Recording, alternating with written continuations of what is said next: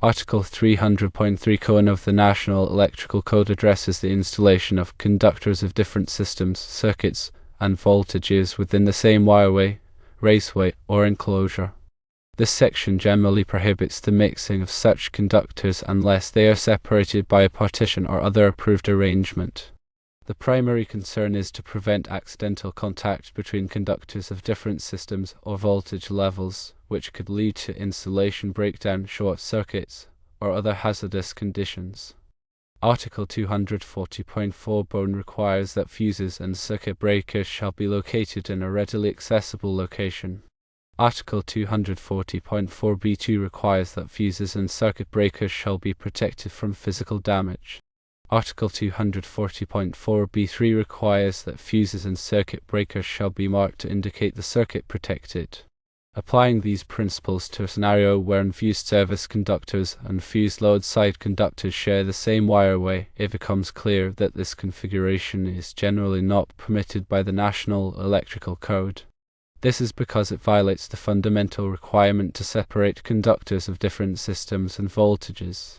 The unfused service conductors, which are directly connected to the utility supply, operate at a different voltage level and have different protection characteristics than the fused load-side conductors, which are protected by overcurrent devices. To resolve this issue and ensure compliance with the National Electrical Code, several solutions can be implemented. Firstly, installing separate wireways for the unfused service conductors and the fused load-side conductors provides a physical barrier between the different systems. This is the most straightforward and reliable method of ensuring separation, as it eliminates any possibility of accidental contact between the conductors. Secondly, dividing the existing wireway into two compartments using a partition provides an alternative means of achieving separation without the need for additional wireways. The partition must be constructed of a non-conductive material and must be securely fastened to the wireway to prevent it from shifting or dislodging. Thirdly, a relay interlock system can be implemented to prevent energizing the unfused service conductors when the load-side fuses are removed. This approach provides an additional layer of safety by ensuring that the unfused conductors are de-energized whenever the fused conductors are disconnected. Fourthly, installing an enclosed circuit breaker downstream of the service disconnects to protect the load-side conductors provides an additional level of overcurrent protection. The circuit breaker should be sized appropriately for the load and should be installed in an enclosure that is suitable for the environment. In addition to these specific solutions, there are several other considerations that should be taken into account when installing fused and unfused conductors in a wireway. Firstly, ensure that the wireway is large enough to accommodate all of the conductors without exceeding the maximum fill capacity specified in Article 300 of the National Electrical Code. Overfilling a wireway can lead to overheating and insulation damage, which can increase the risk of electrical hazards. Secondly, clearly mark the wireway to indicate the presence of both fused and unfused conductors. This will help to prevent accidental contact with the unfused conductors and will also alert maintenance personnel to the presence of different systems. Thirdly, protect the conductors from physical damage and ensure accessibility for maintenance. The wireway should be installed in a location where it is not likely to be damaged by impact or other hazards, and it should be easily accessible for inspection and repair. To provide a more detailed explanation of the relevant sections of the National Electrical Code, let's examine Article 300.3 more closely. This section states that conductors of different systems, circuits, and voltages shall not occupy the same wireway, raceway, or enclosure unless separated by a partition or other approved arrangement. The term different systems refers to electrical systems that operate at different voltage levels or have different grounding configurations. For example, a 480-volt system and a 208-volt system would be considered different systems. The term different circuits refers to electrical circuits that are derived from different sources or that serve different loads. For example, a lighting circuit and a motor circuit would be considered different circuits. The term different voltages refers to electrical circuits that operate at different voltage levels.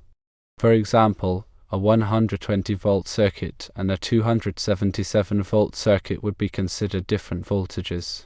The phrase "unless separated by a partition or other approved arrangement" means that conductors of different systems, circuits, and voltages can be installed in the same wireway, raceway, or enclosure if they are physically separated from each other by a partition or other barrier that prevents accidental contact. The partition must be made of a non-conductive material and must be securely fastened to the wireway, raceway, or enclosure. Other approved arrangements may include the use of insulated barriers, cable ties, or other methods of physically separating the conductors. Article 240 of the National Electrical Code provides requirements for overcurrent protection, which is the protection of electrical circuits and equipment from excessive current. Overcurrent can be caused by short circuits, ground faults, or overloads. Article 240.4 Bone requires that fuses and circuit breakers shall be located in a readily accessible location. This means that the overcurrent devices must be easily accessible for inspection, testing, and replacement. The overcurrent devices should not be located in areas that are difficult to reach or that are obstructed by other equipment. Article 240.4b2 requires that fuses and circuit breakers shall be protected from physical damage. This means that the overcurrent devices must be protected from impact, vibration, and other hazards that could damage them. The overcurrent devices should be installed in enclosures that are designed to protect them from physical damage. Article 240.4b3 requires that fuses and circuit breakers shall be marked to indicate the circuit protected. This means that each overcurrent device must be clearly labeled to identify the circuit that it protects. The labels should be legible and durable, and they should be permanently attached to the overcurrent device or its enclosure. In summary, the National Electrical Code prohibits the installation of fused and unfused conductors in the same wireway unless they are separated by a partition or other approved arrangement. This requirement is intended to prevent accidental contact between conductors of different systems or voltage levels, which could lead to insulation breakdown, short circuits, or other hazardous conditions. To comply with the National Electrical Code, several solutions can be implemented, including installing separate wireways, dividing the existing wireway with a partition using a relay interlock system, or installing an enclosed circuit breaker. In addition, it is important to ensure that the wireway is large enough to accommodate all of the conductors, that the wireway is clearly marked, and that the conductors are protected from physical damage and are accessible for maintenance. When working with electrical systems, it is always important to consult the National Electrical Code and other applicable codes and standards to ensure that the installation is safe and compliant. It is also important to hire a qualified electrician to perform the installation work, as they have the knowledge and experience to ensure that the work is done correctly. The information provided in this narration is intended for general guidance only and should not be considered a substitute for professional advice. Always consult with a qualified electrician or other professional before making any decisions about electrical installation. The proper selection and installation of overcurrent protection devices, such as fuses and circuit breakers, is crucial for ensuring the safety and reliability of electrical systems. Overcurrent protection devices are designed to interrupt the flow of current in a circuit when the current exceeds a predetermined level. This helps to prevent damage to equipment and wiring, and it also helps to protect people from electrical shock and fire hazards. There are two main types of overcurrent protection devices: fuses and circuit breakers. Fuses are single-use devices that melt and break the circuit when the current exceeds their rated value. Circuit breakers are reusable devices that trip and interrupt the circuit when the current exceeds their rated value. Circuit breakers can be reset after they trip, whereas fuses must be replaced. The selection of the appropriate overcurrent protection device depends on several factors, including the voltage and current rating of the circuit, the type of load being protected, and the environmental conditions. It is important to consult the National Electrical Code and other applicable codes and standards to ensure that the correct overcurrent protection device is selected for each application. In addition to selecting the correct overcurrent protection device, it is also important to install it properly. Overcurrent protection devices should be installed in a readily accessible location and should be protected from physical damage. They should also be marked to indicate the circuit that they protect. Regular inspection and testing of overcurrent protection devices is also important to ensure that they are functioning properly. Overcurrent protection devices should be inspected periodically for signs of damage or wear, and they should be tested to verify that they are tripping or melting at the rated current. If an overcurrent protection device is found to be defective, it should be replaced immediately. Proper grounding is another important aspect of electrical safety. Grounding is the connection of electrical equipment and wiring to the earth, which provides a path for fault current to flow back to the source. This helps to protect people from electrical shock and also helps to prevent damage to equipment. There are two main types of grounding: equipment grounding and system grounding. Equipment grounding is the connection of non-current carrying metal parts of electrical equipment to the earth. This helps to prevent electrical shock if a fault occurs in the equipment. System grounding is the connection of the neutral conductor of an electrical system to the earth. This helps to stabilize the voltage of the system and also provides a path for fault current to flow back to the source. Proper grounding is essential for electrical safety, and it is important to consult the National Electrical Code and other applicable codes and standards to ensure that electrical systems are properly grounded. In addition to grounding, there are several other electrical safety practices that should be followed to prevent electrical shock and fire hazards. Firstly, always use caution when working with electricity. Electricity can be dangerous, and it is important to take precautions to avoid electrical shock. Secondly, never work on electrical equipment or wiring while it is energized. Always disconnect the power before working on electrical equipment or wiring. Thirdly, use insulated tools when working with electricity. Insulated tools can help to protect you from electrical shock. Fourthly, never overload electrical circuits. Overloading electrical circuits can cause overheating and fire hazards. Fifthly, keep electrical equipment and wiring in good repair. Damaged electrical equipment and wiring can be dangerous and should be repaired or replaced immediately. Sixthly, never use water near electricity. Water is a good conductor of electricity, and it can increase the risk of electrical shock. By following these electrical safety practices, you can help to prevent electrical shock and fire hazards. It is important to remember that electricity is a powerful force, and it should always be treated with respect. When in doubt, always consult with a qualified electrician or other professional before working with electricity. Electrical safety is everyone's responsibility, and by following these guidelines, you can help to create a safer environment for yourself and others. Furthermore, when dealing with generators and transfer switches, specific considerations arise concerning the integration of fused and unfused conductors. Typically, the service entrance conductors, which are the unfused conductors from the utility, enter the automatic transfer switch, or ATS. The ATS then selects either the utility power or the generator power to feed the load. In many installations, the generator also has unfused conductors connecting it to the transfer switch.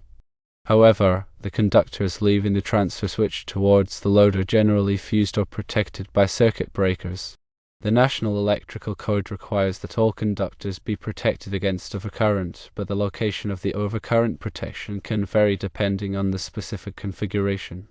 When integrating a generator and transfer switch into an existing system, it is crucial to ensure that the existing wiring and overcurrent protection devices are adequate for the increased load. It may be necessary to upgrade the service entrance conductors, the panel board, or the overcurrent protection devices to accommodate the additional load from the generator. It is also important to ensure that the transfer switch is properly sized for the load and that it is installed in accordance with the manufacturer's instruction. When working with generators and transfer switches, it is essential to consult with a qualified electrician or other professional to ensure that the installation is safe and compliant. Generators can produce high voltages and currents, and transfer switches can be complex devices. Improper installation or operation of these devices can create a significant risk of electrical shock and fire hazard. Before installing a generator and transfer switch, it is important to obtain all necessary permits and inspections. Many jurisdictions require permits for electrical work, and inspections are typically required to ensure that the work is done in accordance with the National Electrical Code and other applicable codes and standards. In addition to the technical aspects of installing fused and unfused conductors in a wireway, it is also important to consider the administrative aspects. Firstly, obtain all necessary permits and approvals from the local authorities before starting any electrical work. This will ensure that the work is done in accordance with all applicable codes and regulations. Secondly, document the installation thoroughly. This includes creating detailed drawings of the wiring layout, as well as keeping records of all materials used and all inspections performed. This documentation will be helpful for future maintenance and troubleshooting. Thirdly, train personnel on the proper operation and maintenance of the electrical system. This will help to ensure that the system is operated safely and efficiently, and it will also help to prevent problems from occurring. Finally, establish a regular maintenance schedule for the electrical system. This will help to identify and correct any potential problems before they become serious. The maintenance schedule should include inspections of the wiring, overcurrent protection devices, grounding system, and other components of the electrical system. By following these administrative procedures, you can help to ensure that the electrical system is safe, reliable, and compliant with all applicable codes and regulations. Furthermore, it's vital to remember that working with electricity always carries inherent risks, and safety should be the top priority. Always de-energize circuits before working on them, and use appropriate personal protective equipment such as insulated gloves and safety glasses. If you are not comfortable working with electricity, it is best to hire a qualified electrician to do the work for you. Electrical work should only be performed by qualified individuals who have the necessary training and experience. Attempting to perform electrical work without proper training can be dangerous and can lead to serious injury or even death. Remember that the National Electrical Code is a complex document, and it is important to consult it carefully when performing electrical work. The National Electrical Code is updated regularly, so it is important to stay up to date on the latest changes. The National Electrical Code is available for purchase from the National Fire Protection Association, or NFPA. In addition to the National Electrical Code, there may be other applicable codes and standards that must be followed when performing electrical work. These codes and standards may vary depending on the jurisdiction. It is important to check with the local authorities to determine which codes and standards apply to your project. By following the National Electrical Code and other applicable codes and standards, you can help to ensure that your electrical work is safe and compliant. And always prioritize safety, seek professional guidance when needed, and stay informed about the latest electrical codes and practices. This will contribute to a safer and more reliable electrical system for everyone.